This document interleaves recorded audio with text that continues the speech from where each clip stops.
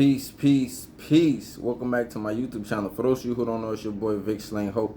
And I got another video for y'all. And we're going to be doing law number 2 of the 48 laws of power. And the name of this law is never put too much trust in friends. Learn how to use enemies. So I'm going to read the judgment for y'all. Be wary of friends. They will betray you more quickly, for they are easily aroused to envy. They also become spoiled and tyrannical.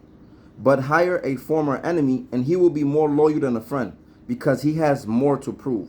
In fact, you have more to fear from friends than from enemies. If you have no enemies, find a way to make them. I like this law right here, because it's like, most of the time, the people who gonna be your downfall is the people who are closest to you. It's the people who can touch you.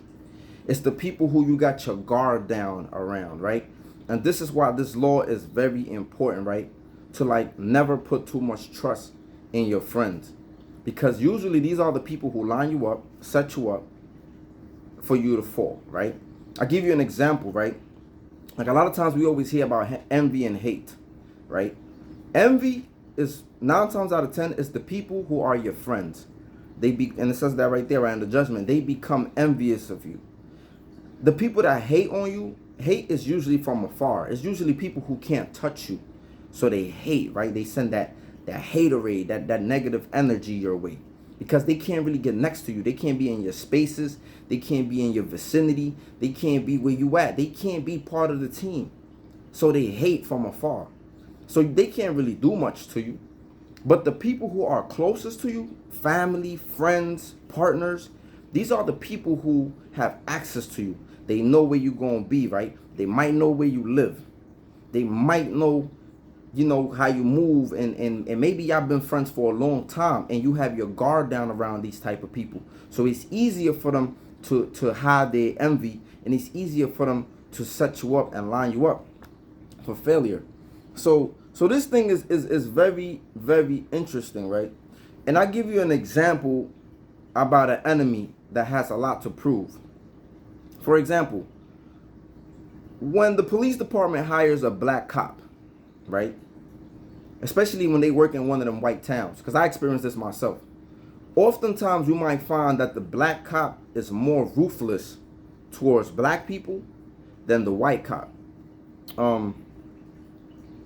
And the reason for that being is this. Is that because the black cop feels like he has something to prove to the master, right? The black cop feels like, well, the master might already be looking at the black cop like you gonna show favoritism to your people.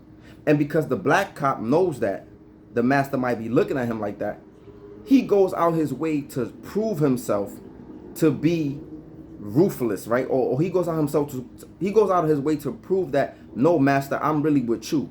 I don't really like these Negroes. I'm really serving you. I'm not gonna be favoritism. I'm not gonna show favoritism to them. I'm not gonna give them extra I'm not gonna be extra kind to them. I'm not gonna treat them better than anybody else. I'm gonna show you, master. And this is the whole concept of this law, right? That when it talks about learn how to use your enemies, right?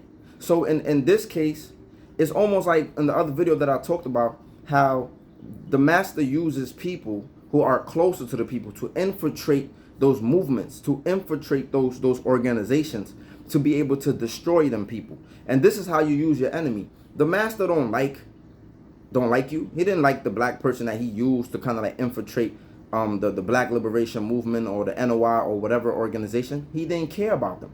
But he learned how to use his enemy. So he used somebody he didn't like, somebody that he been trying to kill off, to infiltrate and to carry out his mission. So it's the same thing, right? For example, when I was in the streets banging and stuff, right? There used to be dudes who we had beef with, clear beef, and they wanted to squash the beef. And they wanted to be friends, right? They wanted to be, homies and stuff. Because at the end of the day, we had the power at that point. And because we had the power, they wanted to be friends. And a lot of times when you befriend people like that are not necessarily scared of you, but they know that you have a certain amount of power, or maybe they can't touch you, right? They want to become friends. And it's okay to be, and I think the law is explaining that when you become friends with these type of people, they're going to go out their way to try to prove themselves to you, because you can always go back to beefing with them and banging on them and violating them. And they don't really want that. And because they don't really want that, because they might not be strong enough to fight against you, what they do is they come from a place that they trying to show you, like, look, like, I'm a good friend, or I'm a good ally to you. Now, at the same time, you never let these people get too close to you to the point where they could harm you. Never. That's not the whole plan, right? The whole point is about learning how to use your friends. I mean, learning how to use your enemies. How many times do you hear Crips might pay Bloods, or they befriend Bloods, and they use Bloods to go carry out missions and do things to people, to their ops, right? That way you don't lose the people that you really care about, and you only lose your enemies. So it's so many ways to use your enemies, right? So many ways, because at the end of the day, like the book said, they feel like they have something to prove to you, especially when you come from a place of power. And back to the friends, right? A lot of times when you become successful, what do your friends usually do? Your friends and your family and the people who are close to you, they feel like they become entitled to your hard work, right? We see it all the time. People make it to the rap industry. People make it as comedians, entertainment, basketball, whatever, right? Now, all of a sudden, everybody has a problem. Now, all of a sudden, you're getting phone calls. Now, all of a sudden, your family and everybody else that, you know, that is in your close circle, they feel like they are entitled. They feel like you're supposed to help them. They feel like you're supposed to give them something. They feel entitlement. And because they feel entitlement, it's easy for them to become envious when you say no.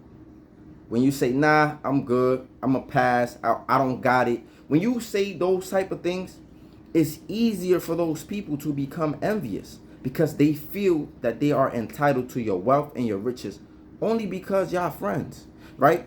So this is why you need to be very wary of your friends, right?